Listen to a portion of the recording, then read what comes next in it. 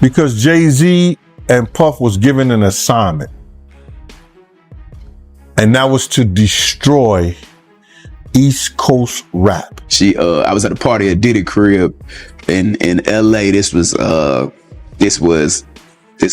beginning of 2020.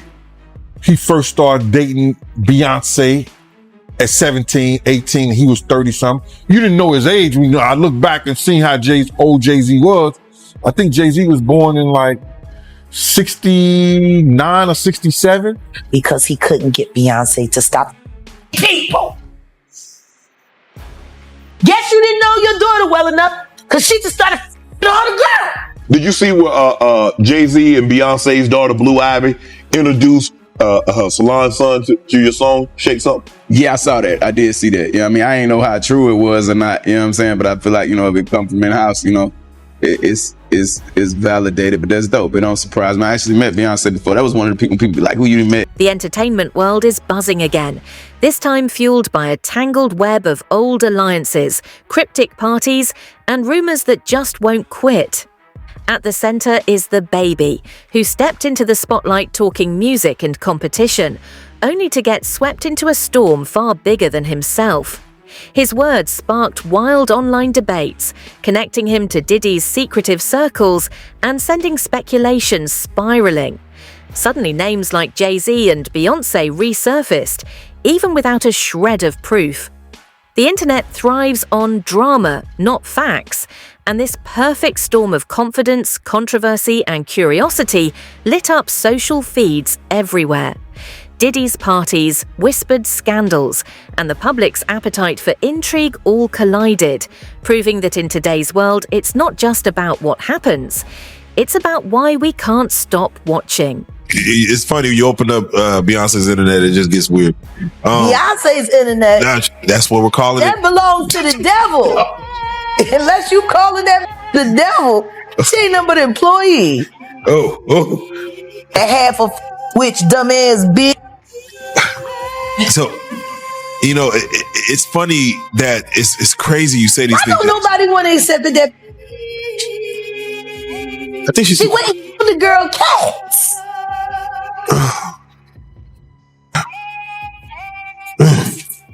Okay. A girl went to court and charged her with extreme witchcraft. She was hypnotized. She was drugged. Beyonce came and she was in there eating on her while she was asleep. Snacking on his bitch. People cats. And guess what? They wouldn't give her the restraining order. They just told her to stay away from Beyonce and work for somebody else. Guess what? She's having a hard time finding work too. Which is interesting because she's a brilliant musician. And she was trained at the esteemed Berklee College of Music. Handpicked by my very good friend, Terry Lynn Carrington, Dr. Terry Lynn Carrington, who put together Beyonce's entire female band, which was Matthew Knowles' idea because he couldn't get Beyonce to stop people. Guess you didn't know your daughter well enough because she just started all the girls. Impulse control issues? I don't know. What makes you so vocal? Like, I'm tired. He just. I just want to skip to the end. All this shit is fucked up. All of you is weird. Go to jail and let's move on and let Generation Z make their own problems, make their own choices. These kids are living the consequences of what Gen X did and don't even know why they're doing it because everyone's lying. Corporate takeoff's death wasn't nothing but a corporate hostile takeover using his life as the god. Oh my God. Yeah, R.I.P. Takeoff. That boy died so they could cash in a insurance policy and to cover up the fact that Rock Nation was ripping Megan away from 300. I guess nobody's paying attention to the fact that complete control of Megan Thee Stallion's career was taken over right after Takeoff died. And the Prince family were forced to leverage and let her go, even though they did not want to. Isn't that interesting? Houston politics. Let me ask you, because And I'm not saying allegedly. oh, yeah. I'm saying, Sean Carter, you're a piece of taking Pimp C wasn't bad enough. You just want to go down there and you want to just remove all of the balls from every real gangster in Houston. Jay-Z and Beyonce keep popping up in Diddy stories because they've long moved in the same high-profile circles. Diddy and Jay-Z shaped hip-hop together, backed similar artists, and showed up at the same events, while Beyonce naturally became part of that network. This doesn't mean scandal, it just shows how tightly connected the industry's top tier is. Every photo, party, and public moment gets scrutinized, and when online speculation meets Diddy's legendary gatherings, familiar faces like Jay-Z and Beyonce become magnets for rumors, fueled by fame and the public's love for intrigue. To be honest. But when he's come with my money, that's when I be like, you know what I'm saying? Like, enough is enough. You know what I'm saying? Like, you know, I already walked away from the block. Leave me alone. But I don't, you know, like what's going on now is like interesting to know what's going to happen. And like everyone's interested. But other than that, I never really cared what he was doing. I really don't. How is he messing up your money? You know, like if I'm trying to sell something, him and his lawyers, Alex Shapiro, putting a false lawsuit on me, like, you know, like that, devaluing anything that I have or trying to sell. Or, you know, or even down to like, we were selling Rockware, right, for like $400 million or whatever. I was going to make $40 million. And right before Tommy Hilfiger signs the papers, he makes an announcement saying that he's not f***ing with Rockware, that he's only f***ing with S. Carter. The whole shit up. And I just feel like he did that only because I was going to make $40 million. Like, he just couldn't see, like, they get so mad if I'm going to make money off them. Like, every time I could have made a really big check, he's always stepped in and intentionally f***ed it up. Every time. Listen, don't ask me, ask the rest of the industry. Like, you know, that's why I got the f*** away. I mean, one of the reasons. Like Jay, I like the way I would look at it, like if you could compare him to like a character now, I'd say he's like the Penguin. He's like ruthless like that with his friends or people that help him. At least that's how it kind of rolled out. But I don't, you know, again, I don't want to talk about this, okay? Because all they're going to say is, you keep talking about it, like, you asking me questions about it. You know what I'm saying? So, you know, what I need you to say is, I asked Damon questions about Jay-Z. Don't just put up Dame shits on Jay-Z or on them. You got to say, I asked this question and he answered it, but he did not just out the blue start talking about Jay. And we talked about things, other things for an hour. You know, just for me, they have this, I don't think people say it. I think they're bots, because everybody's been talking about this dude. I'm just not the only one. I'm the only one. If I say something, it's crazy, but I don't be wanting to hear it all day. You know what I'm saying? Like, I'll tell the truth, but the way people usually end up putting things out is they make it like I just volunteered to start talking about it. But people are really asking me questions about it. So the question I be wanting to know is, if everybody doesn't want to hear me talk about Jay, why the f*** do people keep asking me questions about it? You know what I'm saying? Because it's like a setup for me, for people to be saying, oh, he's talking about Jay again. And you know that so I don't mind, but just make sure that's clear that you are asking me those questions. You know what I'm saying? Like when they posted up, you know, no, Dame wasn't talking about Jay. I just asked him these questions, but he talked about a lot of other shit. I just asked him questions about his history. But, you know, it seems like it's a setup for people to be like, oh, you're always talking about him. I'm like, nobody cares about him, man. They can keep asking me questions. Even after their names were cleared from lawsuits, Jay-Z and Beyonce keep drawing questions because the public is obsessed with power, secrecy, and celebrity. In this world, mere association feels like proof, regardless of facts. Online fascination with freak-offs turned Diddy's private gatherings into legendary, exaggerated tales, mysterious rooms, shocking scenes, and bizarre rules, all fueled by lawsuits, anonymous claims, and years of hype. The myth grew faster than the truth, proving that online drama often eclipses reality. Like last time I seen Drea, when we was talking about that shit, she was with Puff, and I feel like she was giving a nigga a hand. This nigga Puff was trying to have a meeting with me or whatever, and like we there, and like Cassie's in the house or whatever, and like Drea's there or whatever, and like Drea's sitting next to him. Yeah, the threesome. And the nigga's trying to have a meeting with me, and like I think that like Drea like giving him a hand job or something under the blanket. Word? You know, I'm like, bro, I don't want to talk too much. I went back downstairs with Travis Scott. Wait, Drea freaky like that? I don't know. I ain't gonna lie. This is some line. She said my wholeness could be deleted. And honestly, if she wasn't that attractive, I would say no, it can't. But she's so bad, I'm like, yeah, it can. Yeah, it can. For her, it can. She bad. So she giving him a hand job. I thought Diddy like niggas though. I don't know what did he do behind closed. So you're sitting there. Diddy ever did with me? It was like, yo, like, but it's like, yo, I met it. So damn, I was at a crossroads in my career. And like I was about to leave Atlantic Records because I felt like Atlantic was playing with me a little bit.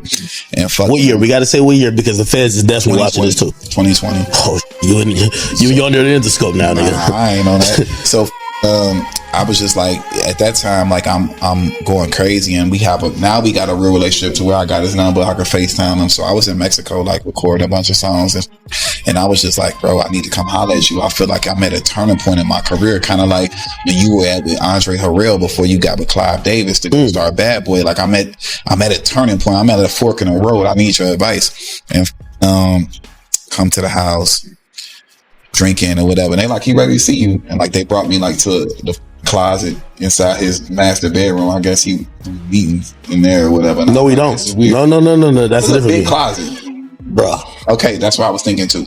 So, hold on, lady. When they say be like, yo, he do the meetings in his closet. This you were like, yo, nigga, you sure back here? Like, what the?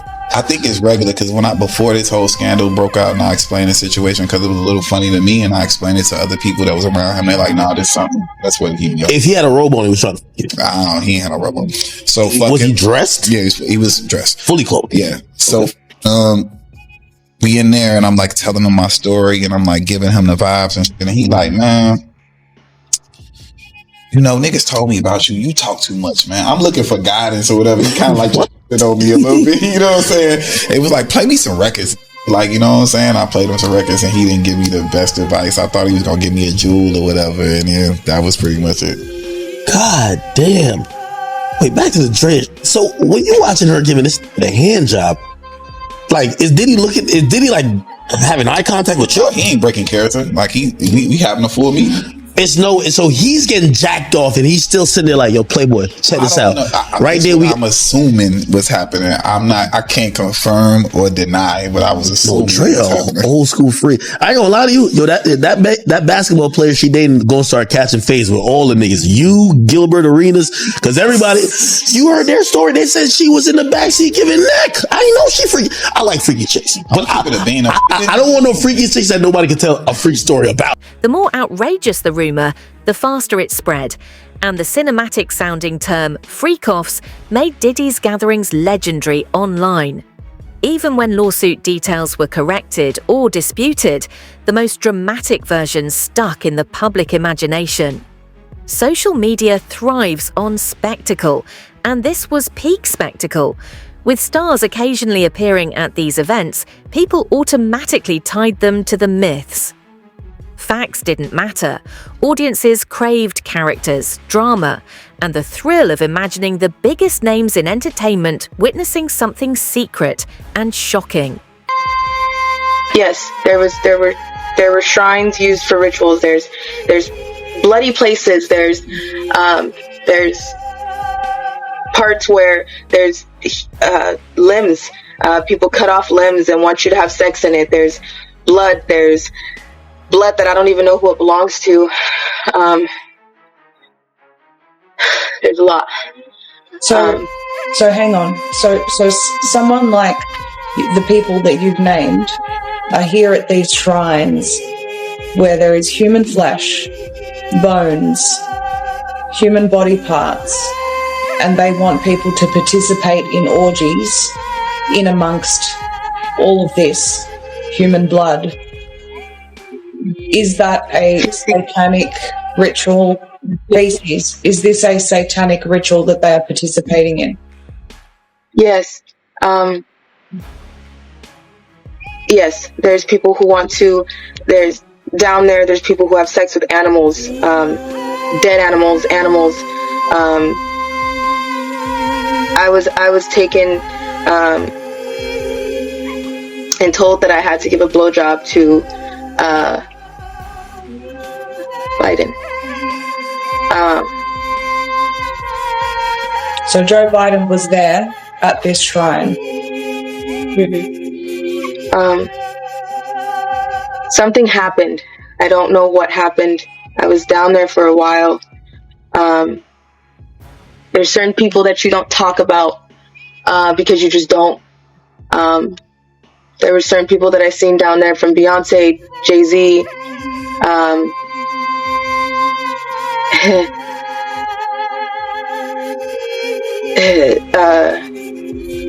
You don't tell on P. Diddy, but P. Diddy.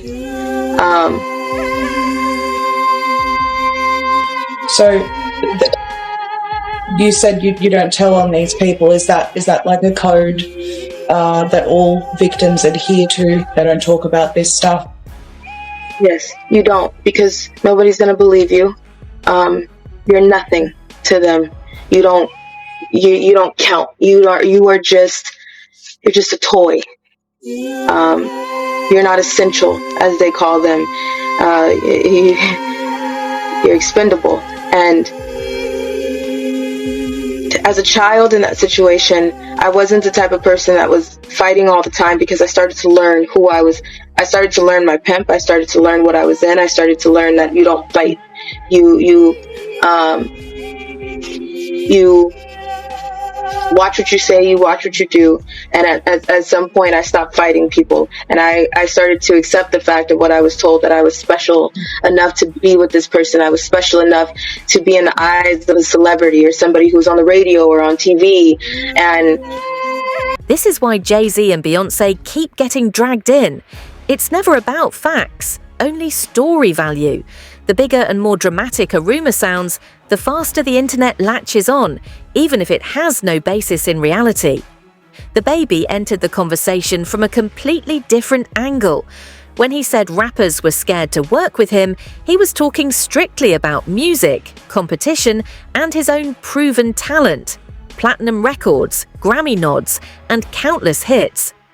But once his words went viral, the internet twisted them through the lens of the Diddy scandal, turning confidence into controversy. Did you see where Jay-Z and Beyonce's daughter, Blue Ivy, introduced her salon son to your song, Shake Something? Yeah, I saw that. I did see that. You know what I mean? I ain't know how true it was or not, you know what I'm saying? But I feel like, if it come from in-house, it's validated, but that's dope. It don't surprise me. I actually met Beyonce before. That was one of the people be like, who you met? You know what I'm saying? It threw you out, like it took you back. Like, you know what I'm saying? Beyonce. The timing made the moment almost irresistible for speculation. Diddy's legal troubles were dominating headlines. Old party stories were resurfacing across social feeds. And even people completely unrelated to the situation were suddenly trending simply because their names brushed against the broader conversation. In that hypercharged atmosphere, any remark that mentioned fear, control, or pressure felt like it naturally belonged to the unfolding narrative, no matter the original intent behind it. As a result, DaBaby's straightforward comments about the music industry were immediately absorbed, stretched, and reshaped into something far beyond what he meant, transformed into supposed insight about power struggles and hidden dynamics. It's a textbook example of how the internet operates, turning coincidence into significance, artistic commentary into insinuations of authority, and casual personal thoughts into ready-made fuel for sweeping, sensational theories that thrive precisely because they feel dramatic, timely, and just believable enough to spread. I was at a party at Diddy crib in LA. This was This was the beginning of 2020. You know what I mean? Diddy had put everybody else out the crib, like the influx of people he had put them out. But he had took a liking to me in particular around the time, man. It was really, you know what I mean, like putting his arm around me. Right. So he had put majority of the people out, but he allowed me to stay in there. Even when they had no involvement in the situations being discussed, Jay-Z and Beyonce's names continued to circulate for several interconnected reasons. Their global fame ensures that any rumor tied to them spreads with incredible speed because people are deeply invested in their public image. Their long history of crossing paths with Diddy through industry events, creative collaborations, and overlapping social circles encourages some observers to assume that simple proximity must imply participation. And the internet, eager for clear-cut narratives and familiar faces, often treats these loose associations as meaningful evidence, allowing speculation to thrive even when the logic behind it is shaky. Right. Jay-Z and Beyonce being, you know, two of the other 15 people in the room. So that'll just put into perspective of the type of company I was in right at the moment, you know. And she came over and introduced herself to me like as if she had to. Right. Beyonce, cut it out. But I'm a big fan of your work, you know what I'm saying? Whoop the whoop, and that was just dope. That was dope as hell to me, man. That was dope. That was super dope. Even when they are fully cleared of any real involvement, Jay-Z and Beyonce continue to be dragged back into the conversation simply because the public assumes that megastars must have insight into every major situation unfolding around them. And that assumption, mixed with their past proximity to Diddy and the human instinct to craft tidy, dramatic narratives, makes them easy magnets for speculation. Social media intensifies this pattern by elevating sensationalism over accuracy, encouraging rumor spinning that frames celebrities as heroes, villains, or shadowy insiders in a story built more for entertainment than truth. So when DaBaby mentioned that rappers were scared, a comment strictly about the competitive nature of music culture was stretched into an unintended narrative about power dynamics and hidden influence. Further fueled by the timing of the discourse, the mysterious aura surrounding Diddy's well-known gatherings, and the public's ongoing fascination with behind-the-scenes industry lore. All of these elements blended together, allowing imagination to seep into fact until a cinematic, myth-like storyline emerged. One that clings stubbornly to public memory long after reality has clarified, and the names involved have been cleared. So while you were there with Beyonce, where was Jay-Z at this point? Were they married? Not were they there. together? Yeah.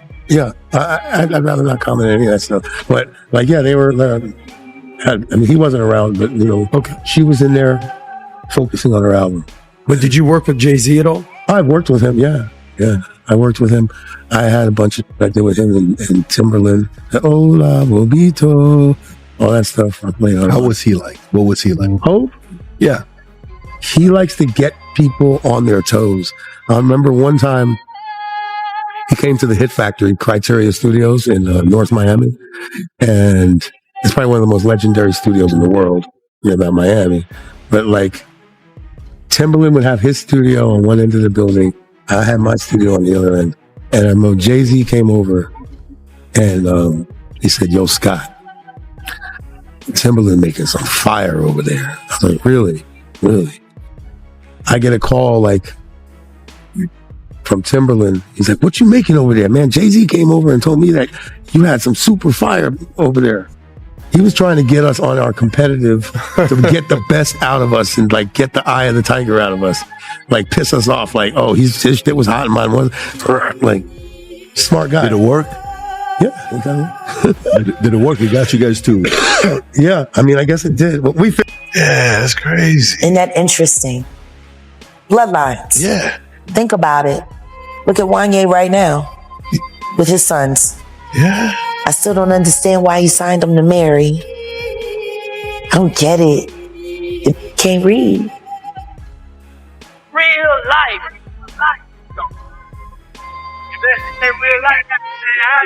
It ain't real life.